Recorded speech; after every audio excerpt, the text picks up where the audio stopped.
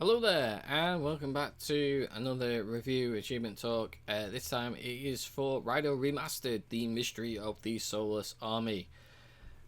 So I do own this game on the PlayStation 2, the original version. It's really expensive now to actually buy a physical copy of this game, which I absolutely did not realize that it was so expensive. The original version of the game I played for... I couldn't have possibly played it for more than about half an hour, maybe an hour at the very, very most. Not that I didn't enjoy the game, it was more younger me would probably have gotten a different game or something and ended up playing that instead of spending more time with Raidou, and decided that I would probably go back to it at some point and never did. 20 odd years on and still haven't ever gone back to the original, but the remaster came out, so yeah, I decided to pick it up. So this is another game by Atlas, which kind of is loosely in the Shin Megami Tensei universe, I guess. Quite a lot of the demons and stuff that are in SMT or Persona, if you're more familiar with Persona, are in Raidou Remastered, so you get kind of familiar sense with that. If you've played those other games, then you kind of know what you're in for. This is more of an action RPG than it is a well, I guess it's definitely not turn-based like the other ones, but it's an action RPG rather than turn-based. When you get into fights, you run around like an arena and go up to enemies and stuff and attack them. So yeah, action RPG rather than turn-based, which is Shin Megami Tensei, and Persona is turn-based. So generally the story follows your character, who is a devil summoner, Raidou Kuzunoha. You're the 14th Raidou Kuzunoha. Basically it's a title that's given to the best demon devil summoner, and the story takes place in the capital. I don't believe it tells you like it's in a particular country or anything like that. You're just kind of in the capital. What was the time period? 1930s, I believe. So you join a detective agency, and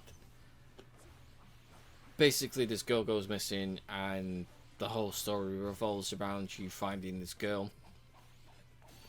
Once you eventually find the girl, it kind of takes off from there, and there's one point where the story just takes a left turn and just kind of carries on going, which is kind of expected with Shin Megami Tensei games or Atlas games in general. Sometimes the story is a bit nonsensical, but I'm here for it. Like, I enjoy sort of not having any sort of sense to the story. Sometimes it's quite refreshing rather than having to follow like a definite, like, intricate storyline. But yeah, when it takes a left turn, there's like stuff like rockets and robot devil summoners based on Rasputin, the mad monk of the Russian Empire, like crazy stuff like that. But yeah, the story was a good time. The game itself is really short as well. Usually, obviously, you play an RPG and you reckon, oh, it's probably going to be, you know, sort of 50, 60, 100 hours, whatever. My original playthrough for the game, where I didn't do any of the extra case files or anything like that, was it was about 20 hours. So not too bad. Anytime you play an RPG and it's only 20 hours is like fair enough. The whole 100% in general took under 50 hours, so and that's only because of like leveling up and stuff like that. Like the grind to actually level up took the extra time, and getting like all the materials and stuff for the swords and stuff like that. which is why that took a little bit longer.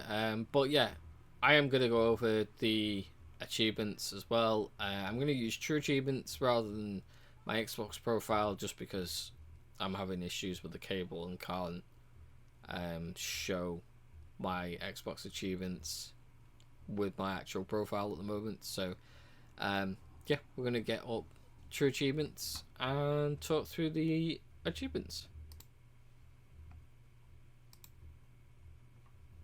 Give it a few minutes.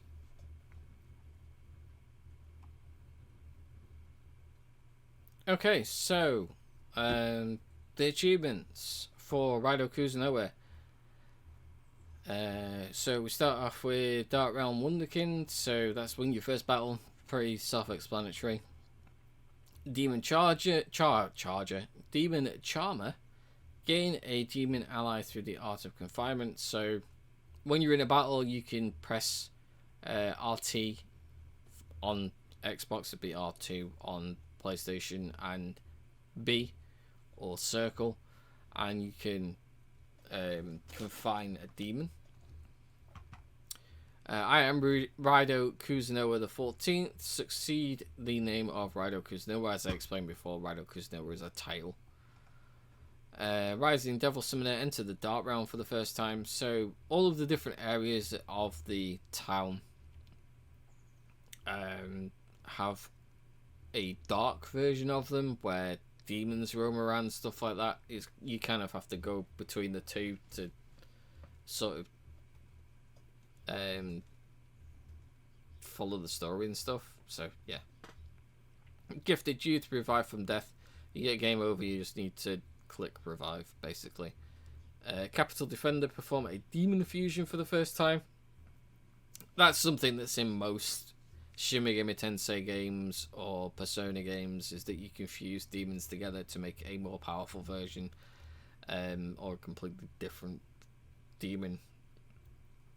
You kind of do that a lot to just buff up your demons and stuff. So yeah, reach the end of episode 1, which is story related. Hand of God, performs sword alchemy for the first time. Another sort of fusion thing that you can do is by combining materials and your sword to make better swords and learn new abilities and stuff like that. That's that for doing it for the first time. Local hero, Purge and Arrow Rift. So during the game you'll find like these red blobs, I guess, throughout the different areas of the town. You go in and fight a bunch of demons, and that's pretty much it. None of them are difficult. Taisho Swordsman, complete a case file. There are, was it 42 or 52? I think it was 40, or was it 45? There are 40 odd case files for you to do. Doing one of them will get you that achievement. Episode 2 complete story related. Episode 3 complete story related. Legendary Kuzunoa, defeat enemies with Devil's Bane 50 times. So whilst you are fighting, there will occasionally be a moment where it will tell you to press X and A, or I suppose on PlayStation it's square and X, and it'll do like a more powerful sort of attack, I guess. Yeah, that's Devil's Bane. You just need to do that 50 times. You'll get that no problem. Episode 4 is story related. Master of Demons, perform Raidou's combat skills 300 times. So Raidou gets various different elemental attacks that he can do. So it's like fire attacks, ice, lightning, wind, and then as he gets various different swords, he can learn other attacks as well. Some of them are more physical based. You just need to do 300 of those. Episode 5 and 6 complete are both story related. Confine 30 demons. Self-explanatory. You just need to get yourself 30 demons. Episode 7, 8, 9 and 10 are all story related. Shrewd opportunist, have Goto pay the streetcar fare.